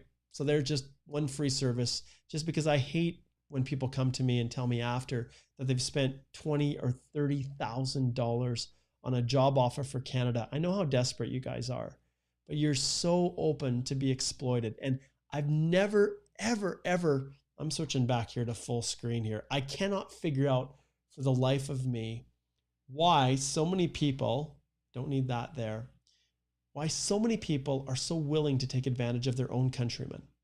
So it just, often you will use an agent or a consultant because they speak your language or they live in your country to help with your express entry. Even though it's entirely virtual, I can help you in every way that you need. People will still trust people that speak their language, even though you all have to speak English fluently. So that's not a barrier. But there's this level of trust with your own countrymen, even when maybe they're in your country and don't even live in Canada. They somehow got their IRCC credentials. Well, the ICCRC credentials. Usually they're just an agent that isn't even a regulated consultant, but are some connected to some consultant or lawyer in Canada. And with the lawyers, if things are screwed up, you go to the Law Society and you bring an action against them. You file a complaint with the consultants. Well, good luck. You're not going to get much recourse. They're trying to make some changes. Hopefully it works. But at this stage, yeah, it's quite painful. But I can't believe how often I see people, whether they're from the Philippines or India or Pakistan or Nigeria, who are so willing to take advantage of their own countrymen, exploit them. When I know those people are permanent residents of Canada, I would love nothing more than to have them kicked out of the country, their permanent residence revoked, their license to practice immigration as a consultant removed, if they're a lawyer, disbarred. So that's kind of how I feel about all of that. All right. This is a pretty long one. We're going into overtime here. Okay, let's see what we got here. SD, hello for you. Amit says, hey, Mark. Oh, I better get rid of this one. I don't need that one there. It's in the way. Hi, Mark. Should you put your spouse foreign work history pre-ITA? I don't include that. I put no in the work history when I'm filling in the express entry profile. Then once the ITA comes, then I provide everything fulsome in the profile. Why? Because the question in express entry asks whether or not you have work history you wish to have considered for the purposes of express entry. And with a spouse's foreign work experience, there's no points awarded. There's nothing towards the eligibility assessment, but absolutely you're going to include all of that information in your spouse's personal history when you get the ITA. All right. I don't know if I'm going to get through this. People are asking too many questions. Okay. Aisha says, my CEC PR file submitted in June. Medical biometrics, do you think it'll be prioritized? CEC, I think, are going to get ahead of any federal skilled worker. So from that standpoint, possibly. Okay, let's see here. Roland says, regarding your service, if I book a consultation initially and if later I want to upgrade, oh, yes, we've already talked about that. So it depends on the situation. So absolutely, Rayan, go over here, book a consult right there on our site, click the consult button there, book a consult. It'll take you right here and you can choose the lawyer and also pay attention to the areas of focus. Okay. I have really transitioned to more of an express entry, PNP and corporate immigration. Alicia's a little bit more broad and Susan is broad as well. So we cover a wide variety of areas and I recommend that you choose the lawyer that best fits what your actual needs are. All right, cruising along here. Okay, Amit says, I got your DIY kit and it's so useful. Thanks for the awesome work. Answer a lot of my questions. All right. Amit, thank you, my friend. Very, very kind. I love it when I get people who've actually gone in and gone to right here. Once again, I'm going to flip back. I don't know if I still have it open. Maybe I don't. But have gone to here and have looked at this guide and have seen everything that's in it. Like if I could even show you guys, like each of these modules, completing your express entry profile, it's a video walkthrough. It's not just some PDF form with questions and answers and screenshots. It's a video walkthrough of the whole process. Same for the EAPR, a complete video walkthrough of the entire EAPR. So you go here, each lesson is associated directly with an actual profile. An actual EAPR process. Now, I got permission from my clients, and it's been very, very difficult to do it because I have to redact out the information that relates to their, so there's no confidential or personal information on there. And that's why it takes so long, frame by frame. I probably should outsource it, but I don't. But each of these sections covers every single part of Express Entry. And it walks you through with me explaining how to fill it out. But I don't talk about every single thing in these lessons. I cover the important information to help you avoid all of the pitfalls that people commonly fall into. But what I do have, and you can see here, if you look at the total lessons here. So if I go back to, let's go back to the categories, and I take a quick look on the document section, which is the last official modules. I have over 44 individual lessons that are video walkthroughs. Everything all the way through to completing your biometrics, which I had to add in a 43A and a B because of the biometrics, and then requesting your passport request and receiving your COPR. So 44 lessons, but even then it didn't cover everything. So that's why I have the member resource section that has all of the very specific drilled down topics. Like, what's one that I get more than anything else? How do I prove work experience if I'm self-employed? Okay, so all of these extra resources are all here for you to search, find, and utilize. And everything, job offers, proof of funds, police certificates, dependent family, all these resources that I've created are all here for you. That there, my friends, is the EE DIY guide. And once again, those of you, and it really isn't a guide, it's really a course. Those of you who are watching this, remember, if you just punch in the code DIY50, you can get access to it for 50% off. Regular $497 US. That step-by-step complete walkthrough course is yours for half the price. I think it's like $490. It's like $249 or I don't know what it is. It's like $250 US roughly. Okay, let's jump back and get to some more questions here. Okay, SD says, can you shed some light on what document gets locked at the AOR stage? Thank you in advance. Well, everything does. At the acknowledgement of receipt stage, well, I shouldn't say everything. There's a little bit of a miscommunication or misnomer as to what gets locked at the acknowledgement of receipt and what gets locked at the completeness check, and do they happen at the same time? And no, they don't happen at the same time, because there has to be a formal officer who's going through to make sure everything is there. So, but I can tell you that if you submit an Express Entry application, you submit your EAPR, and you have a document that is getting ready to expire, I personally do not take any chances. So if I know that my IELTS scores are going to be expiring a week after I submit my EAPR, I go out of my way, unless I have no other choice, to rewrite them.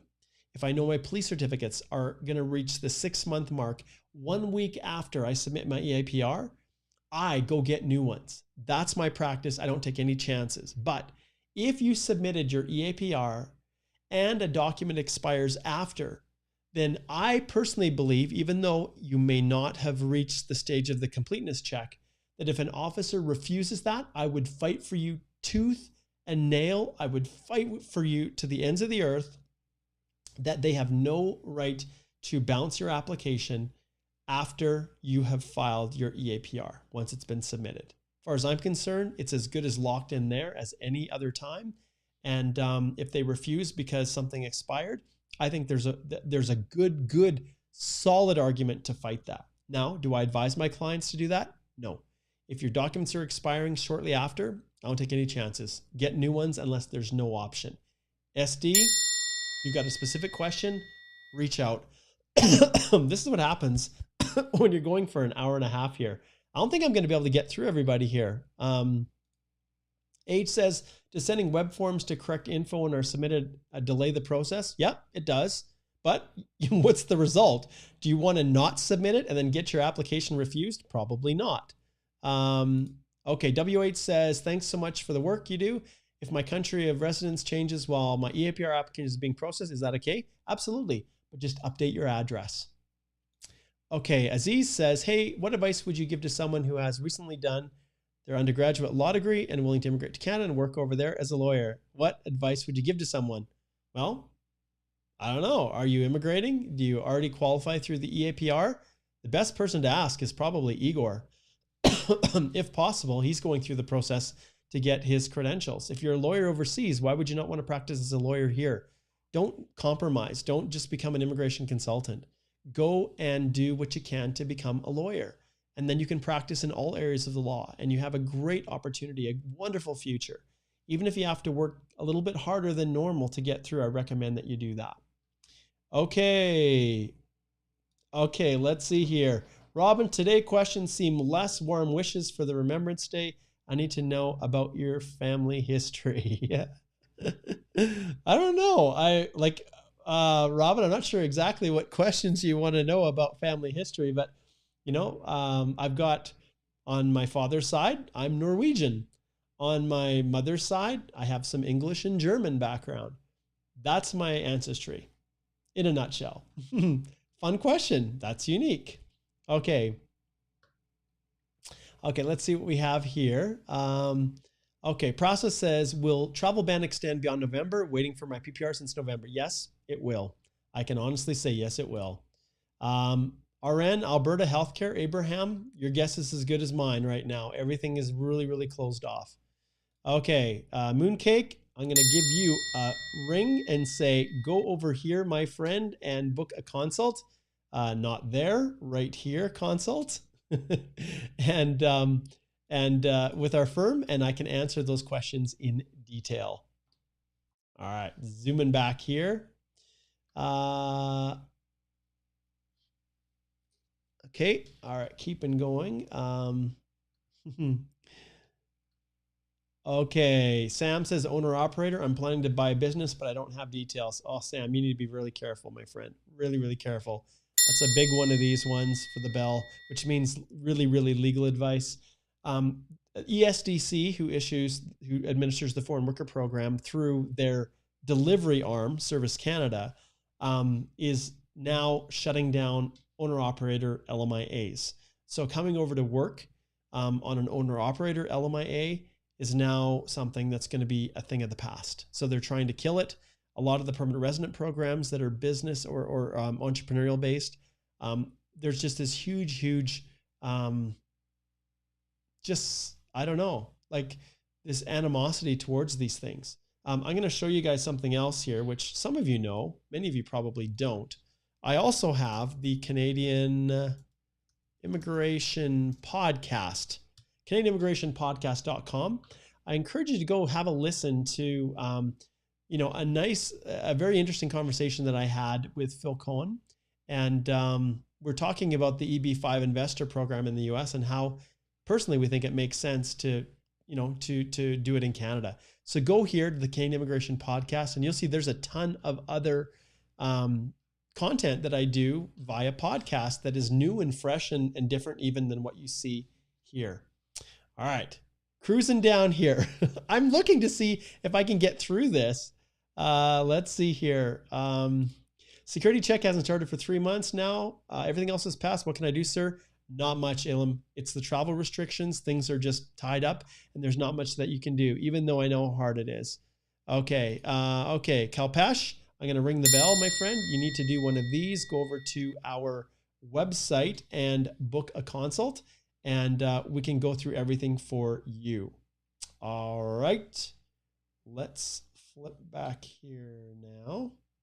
Okay, now I actually, oh man, this is what happens.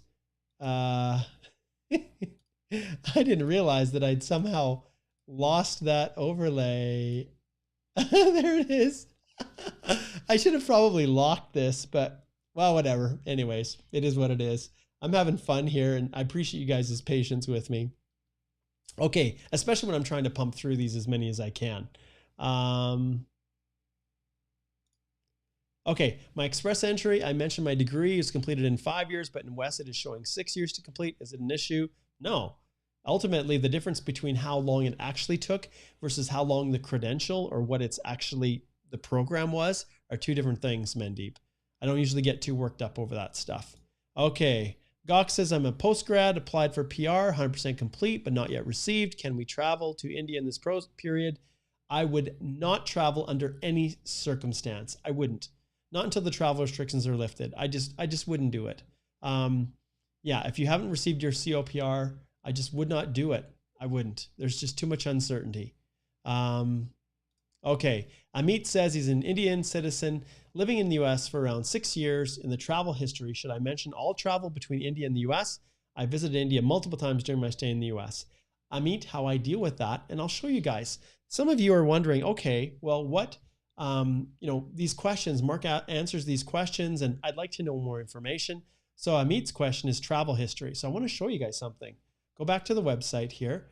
This case, we're going to go to YouTube. So on the YouTube channel, like I told you guys before, go here, search Remembrance Day 2020 Canada. You could type in CBC News Special if you want. Watch it, learn about Remembrance Day, learn what it means. You guys are looking to immigrate to Canada. This becomes your heritage when you become a permanent resident and a Canadian citizen. Anyway, so in here, if you go back to the channel that you're on, understand guys, if you expand this and you're on the channel, you can search. And right here, if I search travel and hit the enter, the secret to completing your travel history correctly, there's where you can go. So that's what I'm going to direct you back to. Go check it out and you can get a very, very detailed breakdown. But to answer your question, if the US is listed as your address and you're going back home to India just to visit, I personally list that as travel. I list it as a visit back to India while you're currently living in the US. That's how I do it. All right. If you give up your address in the US and when you move back to India, then in those circumstances, I will typically list India then as my new address and not list it as a travel history. And then when you move back to the US, list that as your new address. That's how I do it. All right. And Tyler, after a long time, you are very welcome, Tyler. Very welcome.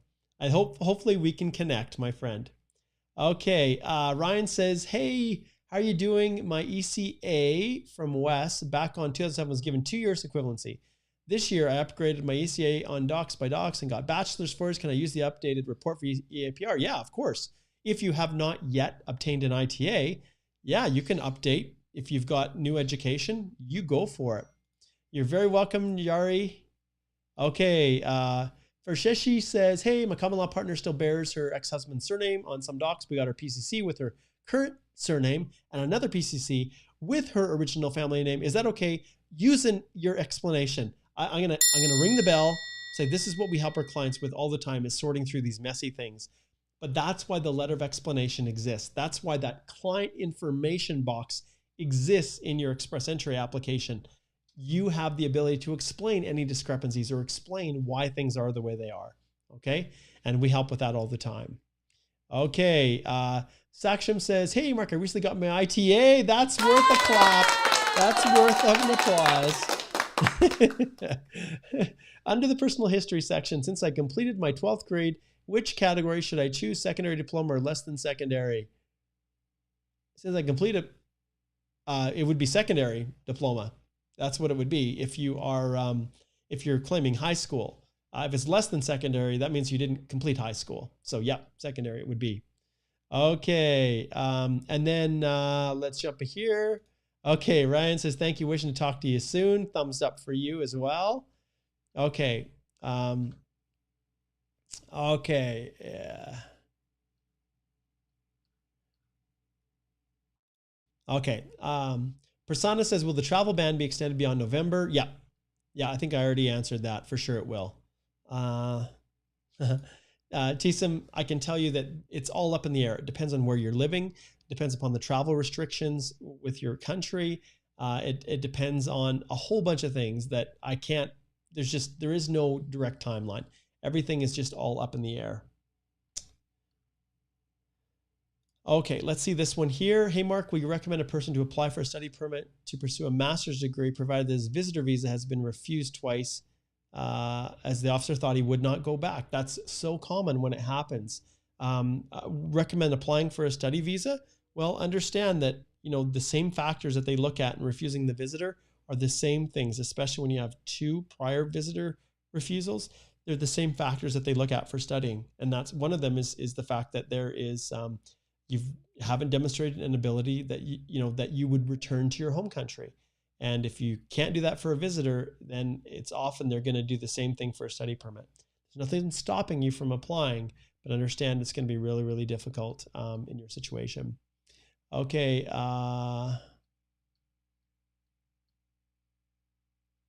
Okay. Shamad says, hey, is there a specific reason why PNP outland applicants are issued with PPRs? Understand, this all depends on the country you're at. And so they are starting to issue some of these. We are starting to see them. But as to why they're doing one over another, I'm having a meeting with the minister's office tomorrow. We are going to talk a little bit about these things, but how they and why they prioritize things, we're not exactly sure. But my hope is that they're going to definitely prioritize those with expired COPRs to get them here to Canada where they belong. That's the first and primary. Aditya, why are VFS not opening in India? It's because of the virus. Simple as that. Things are closed. Okay, Melanie says, hey, do you have an idea when will Alberta PNP will issue NOI again? Oh, well, we know we're full, so it's going to be the new fiscal year, probably the new year. But I understand, Melanie. I don't understand my province, but I understand your question. And we're just up in limbo, possibly when the next round of like the next allotment of nominations are given to the provinces, then Alberta will start to process again. Their fiscal year is March, I think March 31st is the fiscal year end. And so it could be in the spring. Okay, and lots of people are asking questions about how long is it going to take. Flavia, he says, the course is great. Excellent, Flavia. I'm glad the course is great. Thank you. Thank you for giving me that shout out. Nothing like a little shameless, promotion. Hey. Okay. Amit says that he already has the Express Entry DIY course. It's awesome. Will the upgraded course be available to existing customers too? Amit, that is to be determined. Not certain yet. Although I am going to be upgrading some of the current videos right now. But the new course, we'll see. We'll see. I'm not quite sure how to deal with it. But all I know is that the work involved to continually upgrade and always give, access for eternity is just going to be really, really difficult because of the work that goes into creating it. Okay, let's see here. Gurpreet says, full-time job, is that 1 year? I have 10 weeks less. Okay, this one I'm going to have to give you a ring, Gurpreet, here because there's a little bit too much going on here for me to answer that one. Yeah, it was a full-time job, but in that 1 year, I have 10 weeks of less than 30 hours. Will that be okay? I need to look at things holistically for you, Gurpreet, to figure out if this is something that you will be successful. There's a lot of different factors. And I recommend that you book a consult. Yes, it is Ancient Egyptian King. Thanks, Ahmed, for clarifying. Okay, exact age restriction for Express Entry or PNP. Well, understand there's no age restriction. It's just when you're in a certain range, like once you hit 30, you start to lose points all the way until you hit 45 when you then have 0 points. So it all comes down to, with age, the fact that you're going to be losing points. Okay, Christian, happy Remembrance Day, Mark from Lima. Thank you. I really appreciate that. Okay. Studio is residing in the US on an H-1B and receives COPR from Alberta PNP program. I think, is that a clap? I'm not sure if that's a question or whether or not he said he did receive from the Alberta PNP program. So congratulations, maybe? I don't know. Okay, now the question is, Sudeep, can we eligible to travel by road to go to Alberta from the US within this travel restrictions? Yeah, you just have to be able to show that you have, you've got things lined up, that you've got, even sometimes, Sudeep, I try to show that you've got job prospects and stuff. But ultimately, the key is that your travel cannot be for an optional or discretionary purpose. Okay. Raheel says, my application has been, it's a little bit bigger, approved since the 19th of October. Visa office is in Ottawa. When can I expect the PPR, London visa office, Sydney visa office, and any others are sending out PPRs? But I know quite a few friends with, yes, All stranded with approval apps back open since 3rd of August. My friend, your question is as good as mine. We do not know. I wish I could answer it, but we just don't. There's so much uncertainty. There's a real lack of transparency in what's happening on the other side. And guys, every month now I have calls about COVID, immigration. I'm going to be speaking on the Standing Committee for Immigration, or offering my thoughts and comments to the Standing Committee on Immigration in Ottawa for the government, for the members of Parliament. And there are many people that are just stuck. And I feel for you guys. I really do. Okay. Sheesh says, hey, Mark, is it fine to get 2 PCCs for my previously married common law partner, one with their ex and one with the original? You don't need to. Just get a current one and explain the name. You don't need to have 2. You're worrying too much about that. Good to see you, Hasham. Very good to see you. Okay, some of these are quite large. So this one here, Sudeep, this is massive. I'm going to ring the bell and I'm going to direct you to go right over here and book not that one, this one here, book a consult with us, and we can try to address this big, long question that you have there. Okay. Hisham says, I got an ITA and your course was a great help. That's definitely a clap. Thank you, my friend. Thank you. Excellent. Okay, let's see. He's got a question here. He says, after my AOR, my brother got his COPR and he's living in Canada right now, but no PR card was issued. I raised a web form, but they told me we can identify your inquiry thoughts. Oh, this one, you're going to need to book a consult so we can sort this out. I don't understand, it doesn't make sense why they wouldn't identify it. Maybe you used a representative, maybe there was something else involved. There's something that's not lining up with your file number, probably, and the contact information, but we can help you with that. Mark, you need humidifier to perfect your voice. Well, that's great. I'm sure humidifier would be great. It is quite dry here. Is there still any hope for the CRS score to drop to 470? It's tough with the institution of the French points going up to 30 and 50. It's going to be tough. It's going to be really tough. They're going to have to bring in a big group. How long does it take to final decision after all stages are passed? TSIM, I did answer. Obviously, there's a big lag here, but in your situation, yeah, we just don't know. Everything is up in the air. Why are VACs not opening? Simple reason, Aditya, because of the coronavirus. And it's really bad in India right now, and that's why they're not opening. International student, does part-time curriculum practical training count as work experience? I have the contract reference letters for the past 24 months. Yes, you can count practical training only if you were paid. Elam, if it meets all of the other requirements, that it was full-time, or part-time, whatever you're claiming, you were paid. It was in a skill level B or higher. That it was, if needed, that it was continuous. So yes, you can claim it, but I recommend, Elam, that you book a consult so we can sort it out specifically, but it is possible. Okay. Restrictions on travel. Good luck. Don't know when. I have to assume when that virus is licked, when there is when there's some kind of a vaccine, then we can start to see things opening up. Okay. Reside in the US. Wife received COPR from Alberta PNP. We're not sure if we can cross. Yeah. So ultimately, like I said, you have the ability. You just have to have a good quarantine plan in place. I'm actually going to flip over here and I'm going to go to consult and I'm going to tell you guys here, we don't have this listed, but Susan is the travel restriction person. She's the quarantine specialist. She knows that stuff inside and out. Alicia as well, but she has been driving that ship. So I recommend that you book a consult with Susan, and she can help you with that issue that you have. Suksham, good to see you. Thank you. You're very welcome.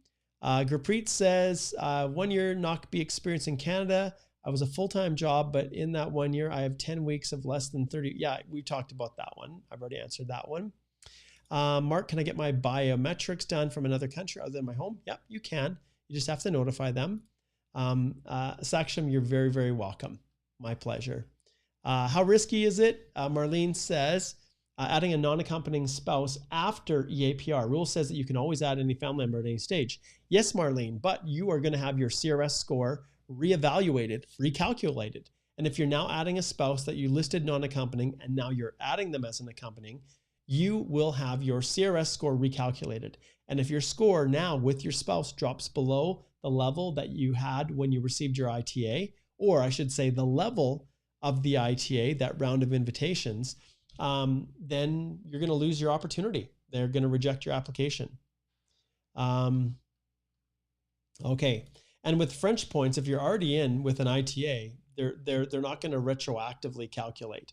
Like you're already in. So the system isn't designed to recalculate. It's based on the day that you received your ITA. And that's kind of where things are locked in with the calculation. Now you've asked a good question, and there's one that I don't have an answer for you. With this, if you are adding your spouse, and I think this is maybe what you're asking, Marlene, and I'm going to give you a triangle because I know where you're going with this. If you now add a spouse because now your French language scores is technically more, I don't have an answer for that. That's something that I'm hopefully going to be able to get back here, but immigration is taking a long time with those clarifications. So what Marlene is really asking is maybe she had 30 points, but because of the changes in French, now she actually would have 50 points more, which would compensate for the point she was losing because of having the spouse. That I can't answer. I don't have an answer to that. Can you add your spouse now and then tell them to recalculate based on the French scores? Maybe it's possible. We just don't know. Okay. 470, really don't know about that one. Okay. CERB legit for proof of funds and EE, FSW. Well, the CERB benefits are money, they're money, right? And when it comes to proof of funds, you're going to be using it and it's going to have to show in your account. Hopefully #nerds, hopefully that you're actually in Canada, when you receive that CERB and you're not somehow getting a benefit for something when you're not in the country. But no, that is not considered to be welfare or anything like that. It's a payment.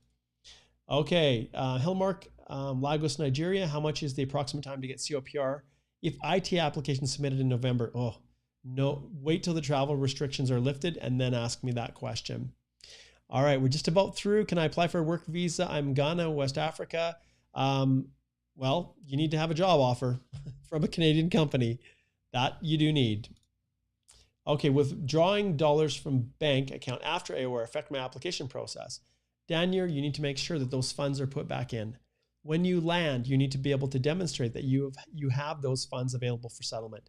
Having funds in your account and then pulling them out. For example, if someone just gave you the money just to show for the purposes of your EAPR, and then you're going to pull them out, don't go down that road. Those funds need to be legitimately for your settlement in Canada.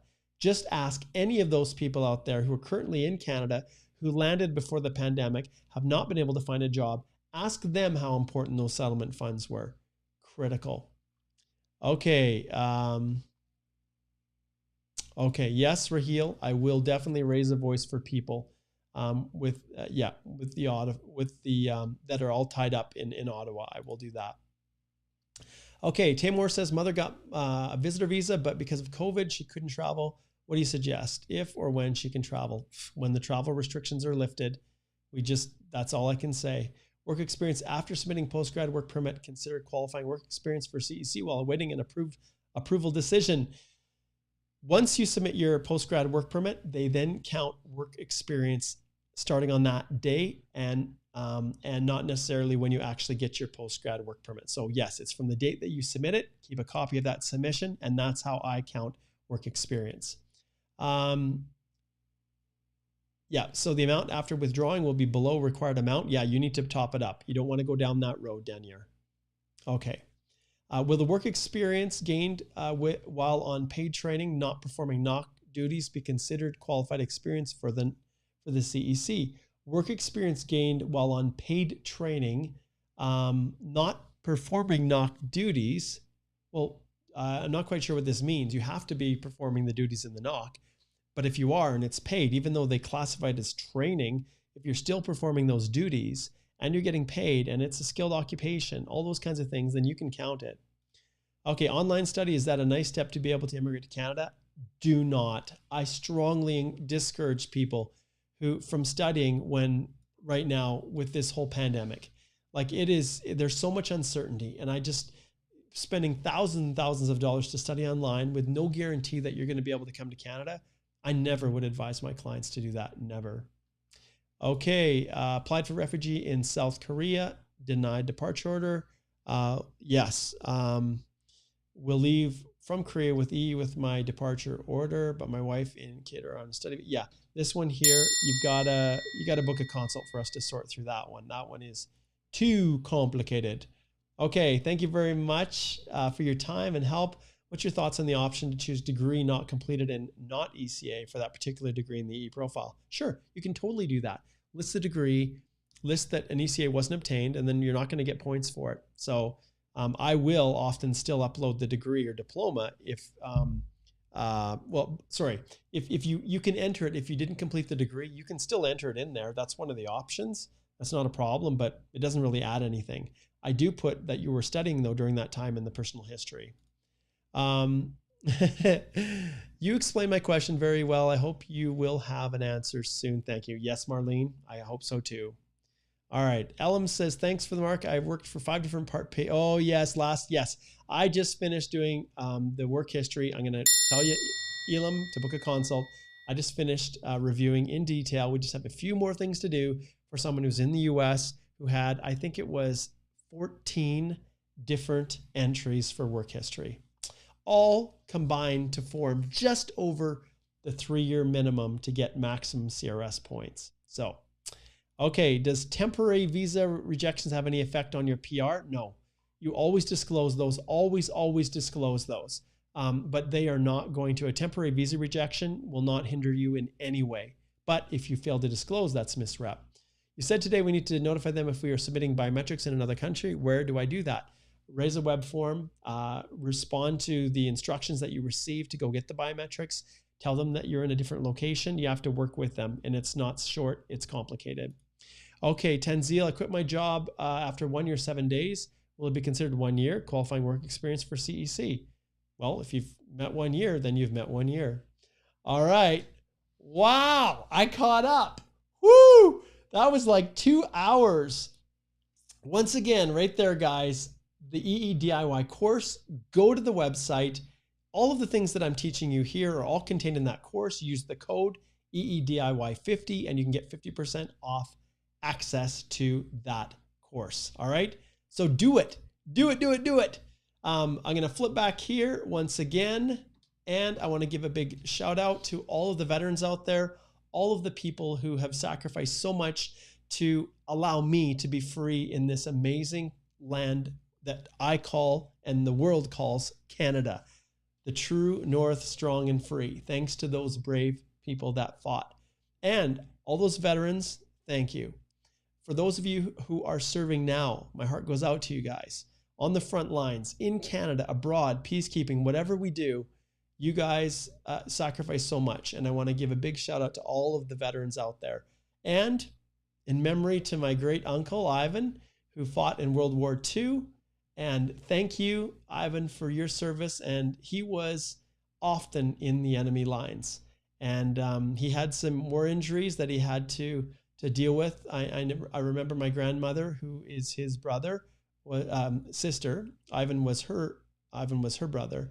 She told me stories about him, and yeah, it was he had a lot of complications because of the war, and he didn't like to talk about it very much. But that's part of my heritage. So thank you, Uncle Ivan. Thank you so much. All right, guys, we are at the tail end, and I want to thank everybody for contributing. This was an unbelievable double whammy 2-hour live Q&A. Looks like that just doesn't want to go away. There we go. But remember, guys, some of you ask, I am a Canadian immigration lawyer. Yes, my name is Mark Holthe.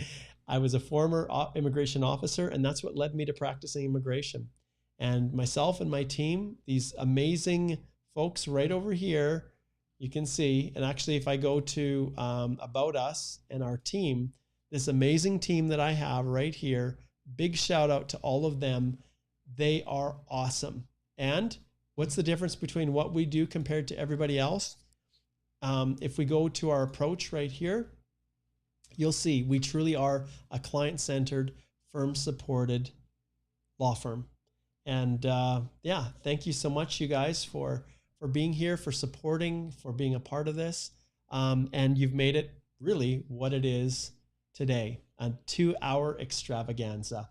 You can always go, like I said, you can always go to, I'm just going to back this off here.